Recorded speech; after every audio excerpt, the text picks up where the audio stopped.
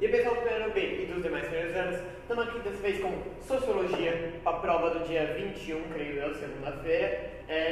Aqui eu vou estar numa lousa introduzindo o conteúdo da primeira prova, que já teve, porém, ela falou que pode vir a cair novamente e vai provavelmente cair novamente nessa segunda prova. Então, vamos aí com esse conteúdo. É aquela leitura do K, um resumão do que a gente viu no K. Então, a primeira coisa que a gente viu no K é que o humano, ele não nasce já com aquele sentimento de cultura de uma sociedade, né? Ele desenvolve e é imposto a isso.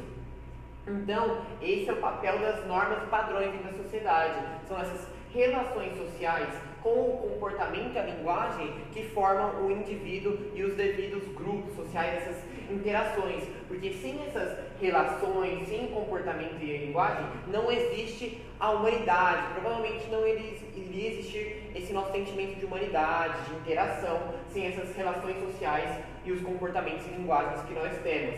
Então, Karl Meinring, ele veio e classificou essas relações sociais. A primeira que ele classificou foi os grupos sociais. Grupos sociais são indivíduos, pode ser duas pessoas, que estão mutuamente em interação. Ou seja, são indivíduos em interação. Essa interação deles tem um propósito.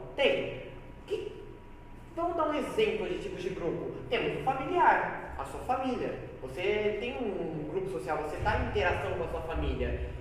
Vicinal, seus vizinhos, seus próximos, que você está em interação com eles.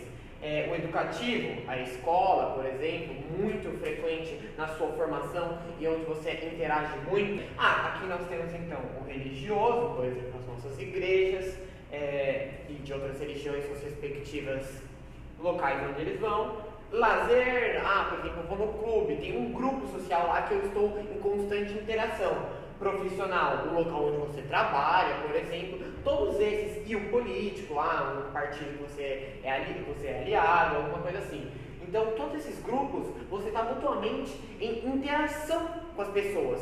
E essa interação, ela se caracteriza por ter o quê? Pluralidade de indivíduos. Nós temos, por exemplo, você nunca vai pensar naquele grupo como por exemplo, você pensar o PT, você não pensa o PT como uma pessoa, é sempre você tem aquele conceito de pluralidade, de várias pessoas. Você tem a forte interação social desses indivíduos, lembrando, um grupo social pode ser de uma ou duas pessoas, de duas para mais pessoas. Por exemplo, tem famílias, e minha família, por exemplo, é eu, minha mãe e meu pai, porém é um grupo social, familiar. Então tem essa interação social, mesmo que seja de duas pessoas. Tem uma organização, meio que a gente vai levar também para uma hierarquia, porque o grupo social ele nunca é desorganizado, ele sempre é organizado. Por exemplo, minha família, meu pai, minha mãe, e depois vem eu, e tem uma organização, o que faz cada coisa, blá blá blá. Sempre tem aquela objetividade e exterioridade.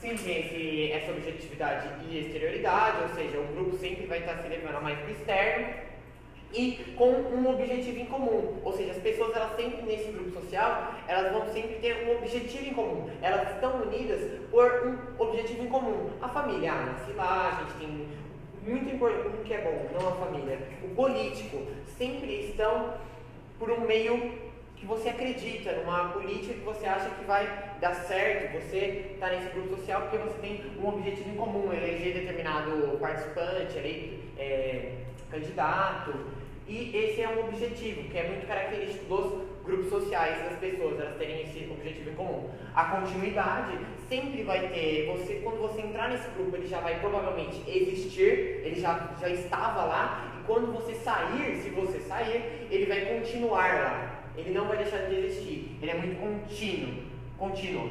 E a consciência grupal, aquele sentimento de nós e blá blá blá, sabe? A gente pode levar para o nacionalismo, por exemplo, no religioso, nós, a igreja, blá blá blá. É um grupo, né? Você tem aquela consciência de que não é só você sozinho, sempre tem o nós. E esses grupos sociais, eles se caracterizam em três partes, né? Três grupos, né? Os primários, que são os de base, que são, por exemplo, familiar, que são aqueles que vão te dar essa introdução. Os secundários, por exemplo, o profissional, o político, e daí tem os intermediários. A gente tem um exemplo grande, o educativo. Você pode trabalhar e está na parte educativa. Então você tem um intermediário ali. Essas são as classificações dos grupos sociais. Fechou? E a consciência grupal, aquela consciência de chato pra caralho, vem me encher o saco pra isso, velho. Nossa, Falando sozinho, é que tipo assim, só pra chamar sua atenção pra essas coisas assim, ó, pra ficar mais bonito.